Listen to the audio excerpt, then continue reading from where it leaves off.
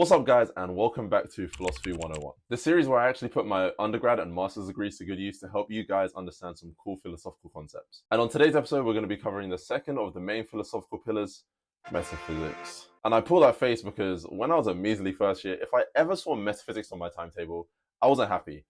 In fact, I was mad as hell. And that's because metaphysics is kind of like the weird or annoying friend in the friend group. They're not like the others in the sense that the others are easy to get along with or understand. But metaphysics is sometimes difficult, weird, and very, very annoying to understand. But like any annoying member of a friend group, once you actually get to know them and kind of understand them, you kind of start to like them and appreciate their depth. Anyway, metaphysics is the study of the nature of reality, existence, and the universe. Exploring questions like, why does anything exist at all? Or what is the meaning of life? This is essentially where all the deep questions come from. And it's likely the most difficult pillar to understand when you're first learning about philosophy, because a lot of metaphysics involves thought experiments and abstract ideas, because you can't really picture nature, existence, or reality, yet you still have to find a way to talk about it. But these questions aim to give a clear and coherent idea of what existence is or what reality is. And without a clear understanding of what reality is, how can you make any claims or statements about that reality? When you're thinking about the nature or makeup of what something is,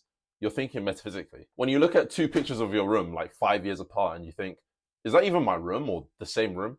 You're asking a metaphysical question about change and identity. Metaphysics, like scientific physics, is the necessary foundation of philosophy. Without it, making claims about the world would essentially be impossible because you haven't ascertained the nature of any of the things that you're actually talking about. Now, most people don't care for metaphysics because it isn't exactly clear how it has an impact on people's daily lives. However, almost any sentence that you utter has metaphysical underpinnings. Calling this object a book is a metaphysical statement because I'm referring to its nature and identity. Saying that we're all people living on a spinning planet is also a metaphysical statement because I'm talking about the nature of people and the world. Now, the most famous or influential metaphysician is probably Parmenides, who was considered to be the father of metaphysics. He laid out one of the first recorded inquiries into the nature of being. But other philosophers like Plato and Aristotle have also contributed to metaphysics. It's just that we know them for the things they did in other aspects of philosophy. So now you understand what metaphysics is, why it's weird, difficult, and quirky, but also why it's so important to philosophy. Now hit the follow button to learn about the next cool philosophical concept, and I'll see you all on the next one.